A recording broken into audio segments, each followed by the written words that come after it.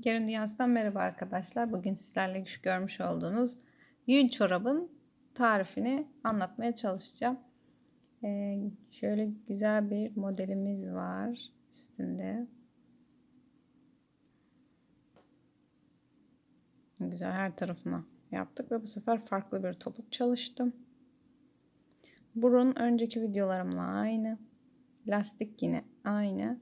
Buraya güzel bir desen koydum. Bir de farklı bir topuk çalışması yaptım. Ayakta çok hoş duruyor. Bunu yapmaya çalışacağız. Bunun için herhangi bir yün ipinizle ya da çorap ipi, yünlü ipinizin olması yeterli. Ben şöyle bir ipim vardı, onu da gösterdim. 2,5 milimlik 5 şiş. Burnunu kapatırken kullanacağım yün iğnesi, makas ve ilmek tutucu yeterli olacaktır. Şimdi örmeye başlayalım. Evet, çorabımız için yine önceki çorapta gösterdiğim gibi bir lastik yapmam gerekiyor. Yine böyle sıkı lastikten hafif, bakın ilmekleri sıkı sıkı duran lastikten yapacağız. Çoraplarda genelde fix 60 ilmekle başlanıyor. Yine 60 ilmekle başlayacağım. 60 ilmeği 4 şişime paylaştıracağım. Yani 15'er 15'er ilmek çekeceğim şişlerime. Şimdi başlayalım.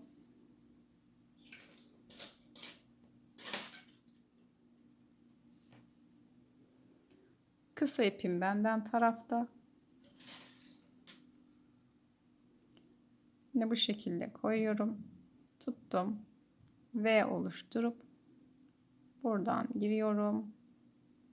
Buradan dolayıp yine aynı yerden çıkıyorum. Ve baş parmağımı bıraktım. Şöyle çektiğimde ilmekleri oluşturmuş oluyorum. Bir tane daha gösteriyorum.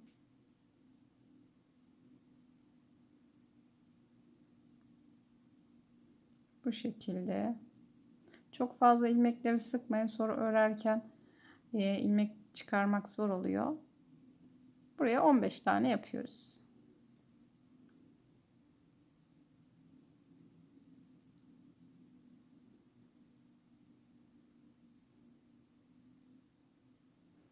İki, 4, 6, 8, 10, 12, 13, 14 ve 15.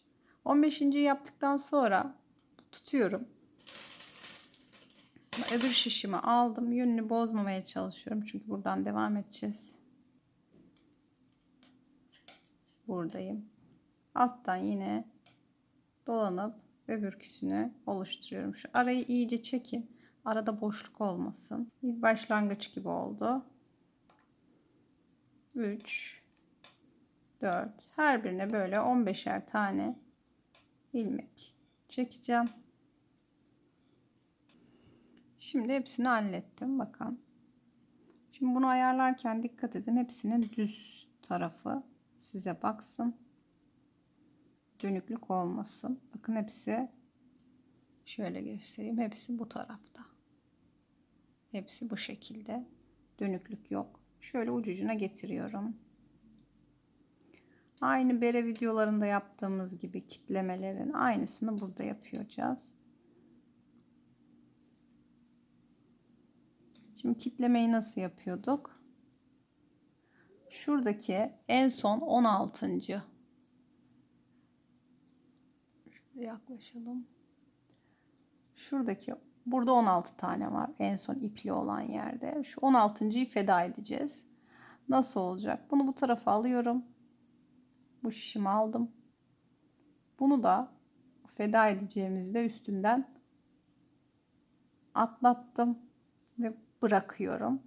Bıraktıktan sonra şunu çekiyorum. İki ipi de şöyle çekiyorsunuz ve sıkışıyor. Daha sonra buraya düğüm atacağız. Sıkıştı. Şöyle sıkıştırıyorum. Ve buraya düğüm atalım bir tane. Böylece bağlamış olduk.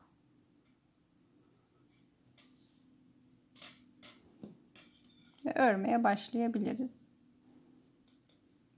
Örmeye başlarken genelde biz şunu yaparız.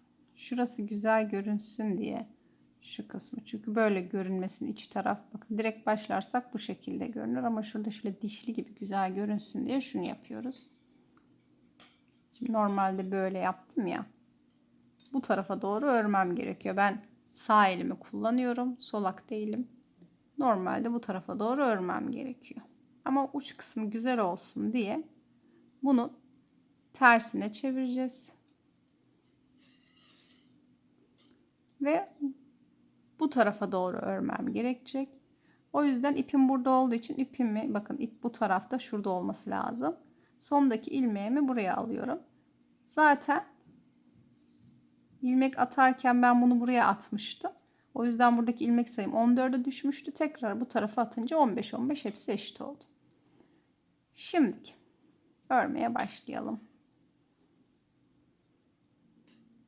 5. şişimi alıyorum. Lastik kısmını yaparken bu sıkı formu elde etmemiz için normal düz örgüde nasıl örüyorsanız öyle, biliyorsunuz dönerek örmelerde alış şeklimiz biraz değişiyordu düzde ve terste. Ama lastik kısmında normal standart düz ters yapacağız. Bazı arkadaşlar normal örerken de çorap, yani dönerek örme stilini yapıyor. Ama ben öyle örmüyorum normalde. Şimdi göstereceğim. Arkaya attım. Ben düzle başlarım hep. Düzü de normalde dönerken şuradan alıyorduk ama şöyle alacağız. Bu formu elde etmek istiyorsanız bu içten alıyoruz.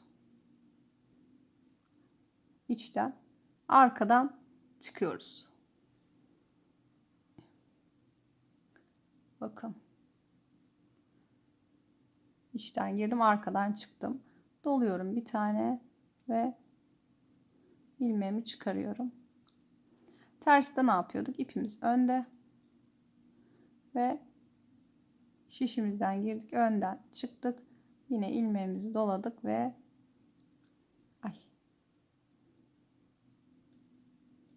çıkardık. Düz için ortadan girdim ve arkadan çıktım. İlmeğimi doladım, çıkardım. Bir ters bir düz yapıyorum şu an.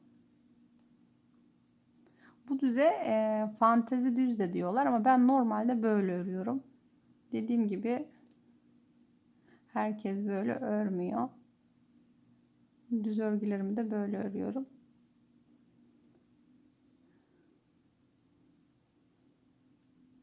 Bu şekilde bir düz bir ters olarak sırayı bitiriyoruz. Zaten çift sayıda, yani 60 ilmeğimiz olduğu için dönüp geldiğimizde ters düzler çakışmayacak.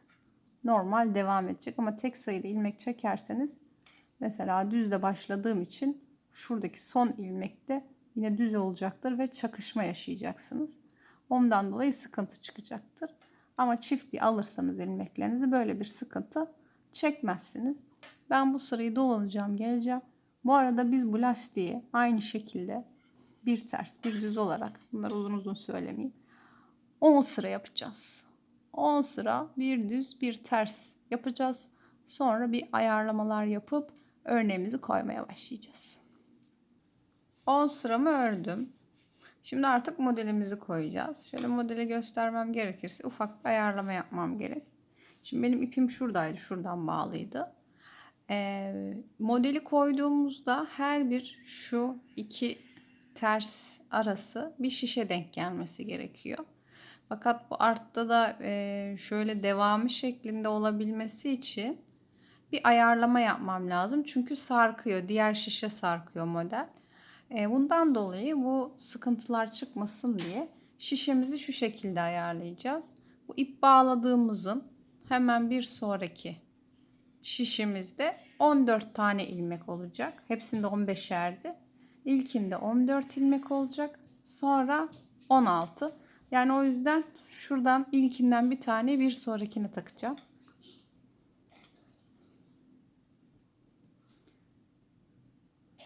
Bunu bu tarafa geçirdim.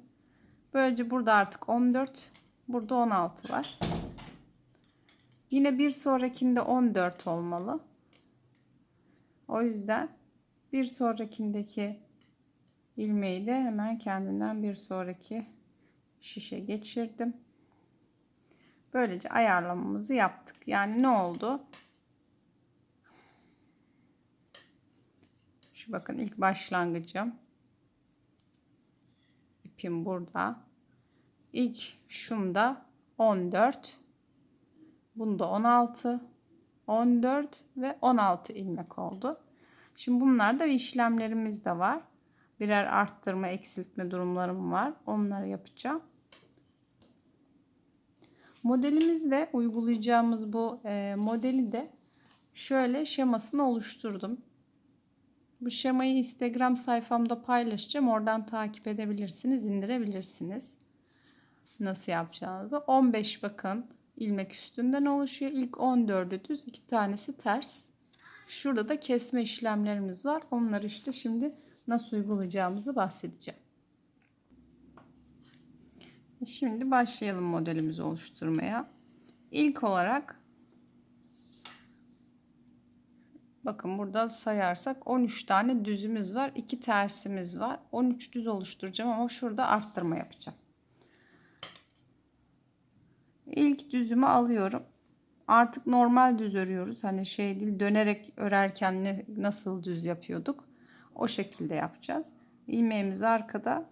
Şöyle tutup da düzümüzü örüyoruz. Birinci düzümüz. Şimdi geldik. Buradan ilmek arttırmam gerekiyor. Bakın şuradan bir tel alıyorum. Şuraya takıyorum. Bundan arttırma yapacağım. Tekrar netleyeyim. Şuradaki teli alıyorum. Şöyle takıyorum. Öbür şişime ve bundan arttırma yapıyorum. Buradan bir tane daha düz örüyorum. Böylece ikinci düzümü yaptım. Yine aynı şekilde devam ediyorum. 3. düzüm. 4. düzüm. Bakın düzleri bu şekilde yapıyorum ama tersleri düze çevirirken ortasından girip normal düz yapıyorum. 5 etti. 6 7 8 9 10 11 12. Şimdi 12'yi yaptım ama bakın burada ne var? Ters düz ters var. Benim burayı bir ayarlamam lazım. Çünkü denk gelmiyor. Burayı ayarlamak için de ilk önce bir kesme işlemi yapmam gerekiyor. Kesme işleminde de kesmenin şu tarafa doğru bakması gerekiyor. Çünkü burada bakın şuraya doğru şöyle bir yan gitme var. Güzel görünsün diye onu ayarlamamız lazım.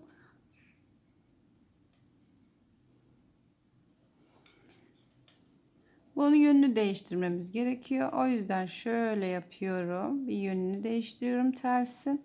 Düzün onun üstüne binmesi gerektiği için düzden itibaren şuradan giriyorum. Ve kesme işlemimi yapıyorum. Böylece bakın şu tarafa doğru döndü.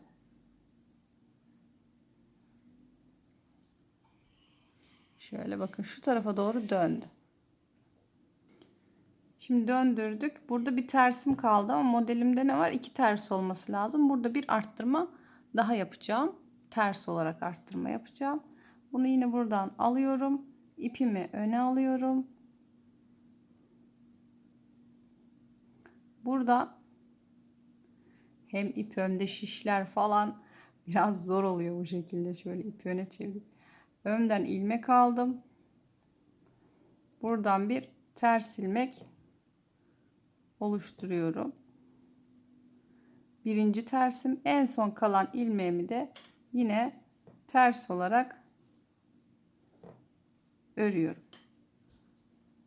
Böylece bakın burada benim eksik ilmeğim vardı. Hem onu tamamladım hem de yönünü şu tarafa doğru çevirmiş oldum. İlk 14'lük kısmı bu şekilde yapıyoruz.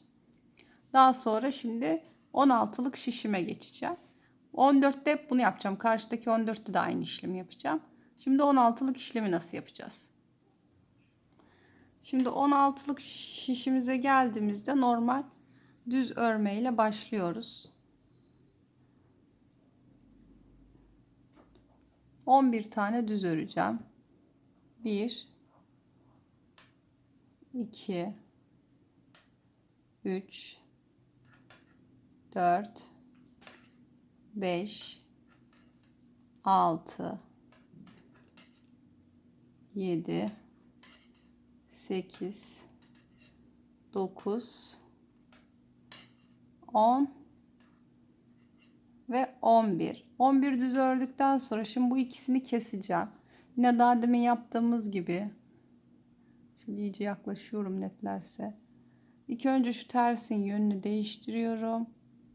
Daha sonra bir önceki düzle ikisini birden düz bir şekilde düz olarak kesme işlemi uyguladım.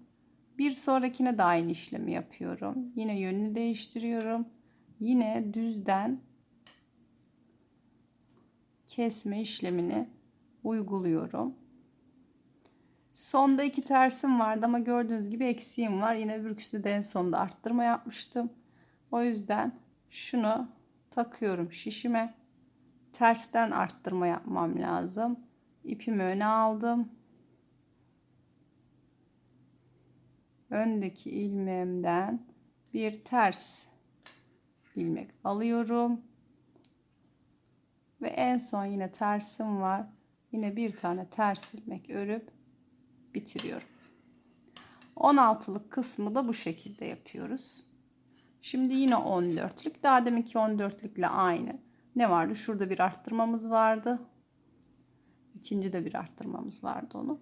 Bir de en sonunda terste bir arttırmamız vardı. Şurada bir tane kesme vardı. Yine 14'lüğü yapacağız. Yine 16'lı yapacağız. Tekrar buraya gelince yeni modelimizi koymaya başlayacağız. Evet, şimdi tekrar buraya başlangıç burası noktasına geldim. Şimdi birinci sırayı yaptık. Şöyle göstereyim.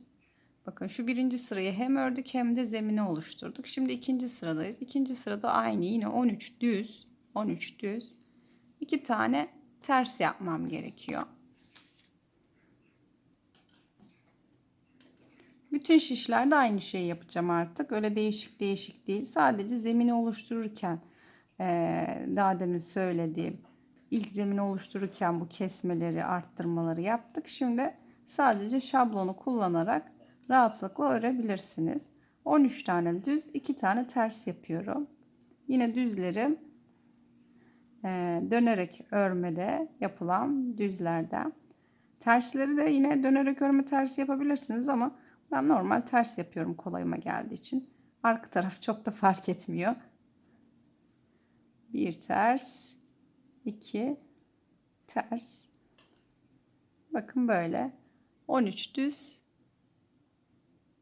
Her seferinde netlemem gerekiyor ama 13 düz, 2 ters. Bütün şişlerde bunu yapacağız ve geleceğim. Evet, ikinci sıramızı da bitirdik. Üçüncü sıraya geldik. Üçüncü sıramızda bakın üçüncü sıramızda bu sefer 10 tane düz örüyorum. Bir tane kesme var bu tarafa doğru. Kesme, biraz önceki kesmelerim hep bu tarafa doğru almıştım. Bir dola bir düz, 2 ters şeklinde olacak. Şimdi 10 tane düzümüz. Ben burada birkaç sırayı göstereceğim. Ondan sonra şemadan siz artık takip ederek gerisini yapabilirsiniz. Bakın bu tarafta buraya doğru bir kesme var. Onu da oraya gelince göstereceğim. Şimdi o zaman 10 tane düzümüzü örüyoruz. Üçüncü sıramızda 10 düz, 1 2 3 4 5 6 7 8 9 10. Şimdi burası ne olacak? Bu tarafa doğru bakması lazım. Ama zaten bizimkilerin yönü böyle. Daha demin tersten çevirdiğimiz için olmuyordu ama şu an zaten normal yönünde. O yüzden kesme işlemini yapıyorum. Evet, yönü zaten bu tarafa doğru düz olduğu için bu da tersine çevirmemize gerek yok. Yine düzden kesim işlemini yapıyorum. Kesmeyi yaptım. Sonra bir tane dolama, bir düz var. Yani dolama dediğimiz büyük bir delik oluşsun diye böyle başını doluyoruz. Aslında arttırma da yapmış oluyoruz. Sonra bir düz. Ve sonu zaten hep 2 tersle bitecek. 2 tersimiz. 1 ters, 2 ters. Bu işlemin aynısını diğer şişlerde de yapacağız. Bundan sonra hep aynı işlemler olacak. Yani ne yaptık? 10 tane düz, bir tane şu tarafa doğru kesme, bir dola, bir düz, 2 ters şeklinde. Bu sayıyı da bu şekilde tamamlıyoruz. Evet, bu sayıyı da tamamladık. Şimdi geldik 4. adımımıza. 4. adımımızda bakın ne diyor 4'te? 9 tane düz bu sefer kes, 2 düz bir dola şeklinde. Bunları okuyarak ve bu şekilde devam edebilirsin. Hani okumayı da şimdi göstermiş oldum. Dediğim gibi bunu Instagram sayfama koyacağım. Oradan bakarak yaparsınız. Ben şuraya kadar geleceğim. Yani 13. sıraya kadar geleceğim. Şu tarafa doğru kesmeyi göstereceğim size nasıl olduğunu modelde. Ondan sonraki adımları göstermeyeceğim. Artık şemaya göre yaparsınız. Topuğa geçeceğim. Şimdi ben şuraya kadar yapıp geliyorum. Şimdi ilk dilimi yaptım. Yani şurada da ilk şu kısmı bitirdim. 2 sırada ördüm. Şimdi bu tarafa başlayacağım. Burada sadece size şu tarafa doğru kesme ne onu göstereceğim. Ondan sonrasında yine şemayı takip ederek şu kısmı bitireceksiniz. Ondan sonra buraya gelip buradan tekrar başlayıp bir tane daha yarım yapacaksınız. Şimdi ilk olarak nasıl yana doğru kesme yapıyoruz ondan bahsedeceğim. Bakın burada ne diyor? Bir düz, bir dola, bir de kes var. İlk önce düz ilmeğimi örüyorum. Düzümü ördüm. Bir tane dolama yapıyorum. Şimdi keseceğim. İlmeklerim ama şu tarafa doğru dönük. O yüzden bu ikisini de şöyle yönünü değiştiriyorum. Ve bu tarafa takıyorum. Tekrar. Şimdi normal ortasından girerek düz kesmemi yapıyorum. Böylece bu tarafa doğru yönlendirelim. Bir daha gösteriyorum. Şöyle tekrar başa alayım. Şu haldeydi. İlk önce ilmeklerimi şöyle yaparak yönünü değiştirdim. Sonra diğer şişime taktım. Ve daha sonra ikisini birden kestim. Böylece yönlerimiz bu tarafa. Yani şu işarette de bu şekilde kesme yapıyoruz. Daha sonra gördüğünüz gibi düzlerim var. En son 2 tanesi ters. Burayı da bitireceğiz. Burayı da bitireceğiz. Sonra şuradan yine en alttan başlayarak bu kısmı bir daha yapacağım. Böylelikle topuğa gelmiş olacağız. Şu şeklimiz olacak. 1, 2, 3 yaprağımız olacak ve topuk kesmeye başlayacağız. Şimdi oraya kadar örüp geleceğim.